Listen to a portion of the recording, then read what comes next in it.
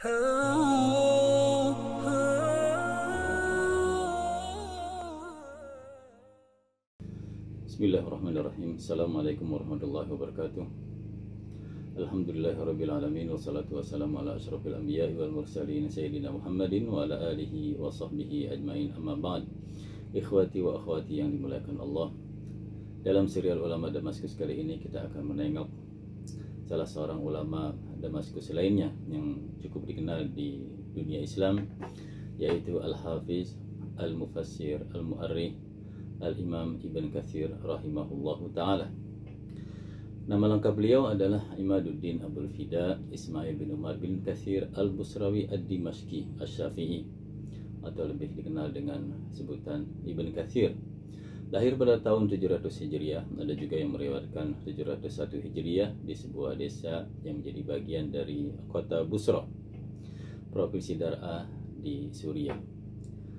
Kota Busra ini adalah tempat di mana Rasulullah Sallallahu Alaihi Wasallam pada masa remajanya turut berdagang dari Mekah ke Syam. Itu maksudnya adalah ke Busra Syam, di mana dalam kesempatan Nabi berdagang pada waktu kanak-kanak ya, pernah bertemu dengan pendeta Bahira.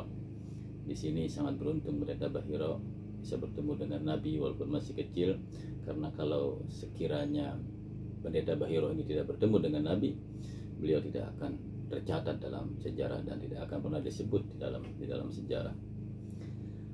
Jadi Busra ini berjarak dari pusat kota Damaskus kira-kira lebih dari 140 km kira-kira.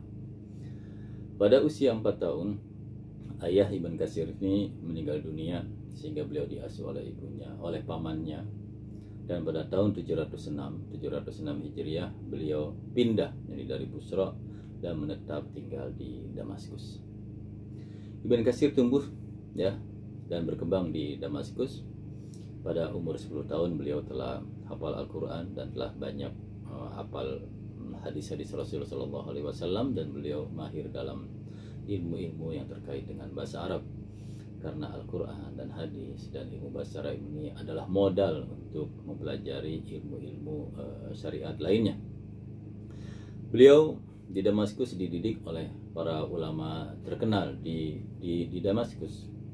Di antaranya adalah Syekh Burhanuddin Ibrahim Al-Fazari, putra Imam Tajuddin Abdurrahman Al-Fazari. Tajuddin Abdurrahman Al-Fazari adalah guru Imam Nawawi, sementara Syekh Burhanuddin Ibrahim Al-Fazari adalah guru Imam Ibn Katsir. Jadi Imam Nawawi belajar dari orang tuanya dan Ibn Katsir belajar dari putranya.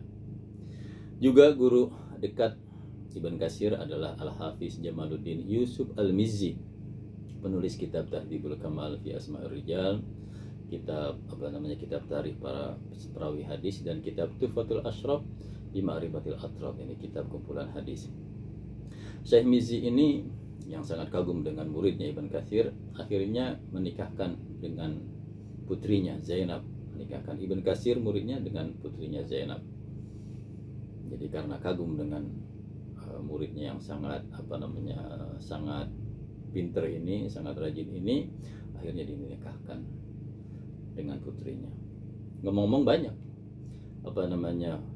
syekh atau para ulama ya yang menikahkan putrinya dengan murid kesayangannya. Di antaranya adalah sahabat Abu Hurairah yang menikahkan putrinya dengan salah seorang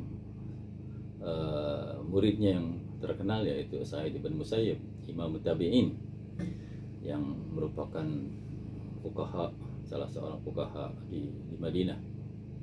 Begitu juga Imam Samarkandi. Imam Samarkandi itu adalah ulama besar dalam mazhab Al-Hanafi. Beliau mempunyai kitab yang namanya kitab Tuhfatul Fuqaha. Kemudian muridnya yang bernama Imam Al-Kasani, Alauddin Al-Kasani Al-Hanafi, menulis kitab menulis penjelasan kitab Tuhfah ini, kitab Tuhfatul Fuqaha karya Samarkandi, karya gurunya ini, dan diberi nama kitab Badai As-Sana'i fi Tartib Asy-Syara'i. Jadi Imam Samarkandi sangat senang dengan penjelasan kitabnya yang dibuat oleh muridnya ini, ya, Imam Al-Kasani.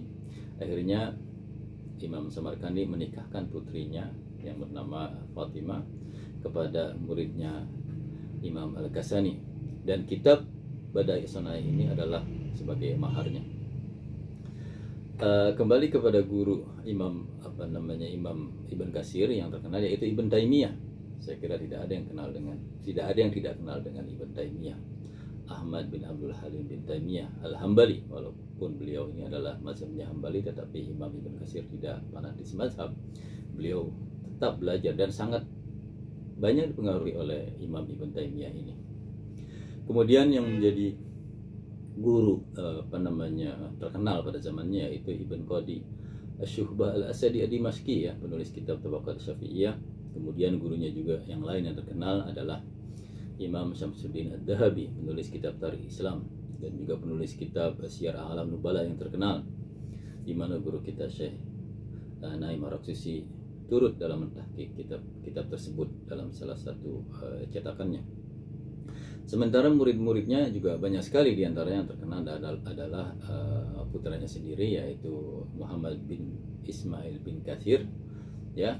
Kemudian juga Imam Alauddin Ibn Haji Asy-Syafi'i merupakan salah seorang pakar sejarah. Kemudian antaranya juga muridnya yang terkenal adalah Imam Az-Zailai Al-Hanafi. Beliau adalah penulis kitab Nasburayah li Ahadits Al-Hidayah karya Imam Al-Ginani. Jadi kitab Hidayah itu adalah karya Imam Al-Marginani Al-Hanafi. Kemudian yang terkenal juga gurunya adalah Ibn Al-Jazari Asy-Syafi'i.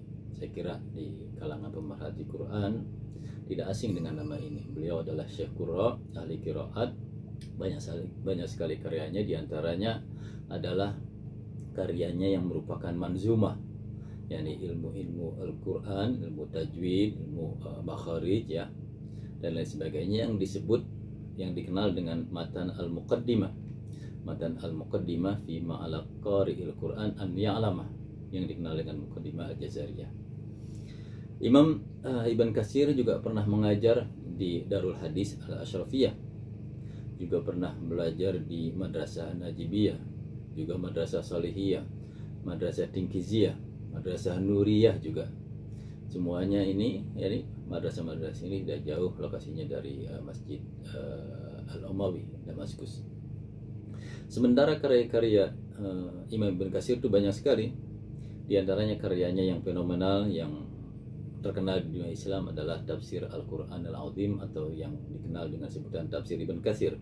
Tafsir ini adalah tafsir yang sangat sahih, ya, bisa dikatakan, dan menjadi rujukan hingga saat ini, karena tafsir ini banyak mempunyai keistimewaan. Di antaranya beliau itu sangat sistematis, jadi menulisnya sistematis, ya, menafsirkan Al-Quran dengan Al-Quran itu, dan menafsirkan Al-Quran dengan hadis merupakan penafsiran yang terbaik, ya, dengan ma'thur. Dan beliau juga menafsirkan atau mengambil para ahli tafsir sahabat dan tabi'in, ya.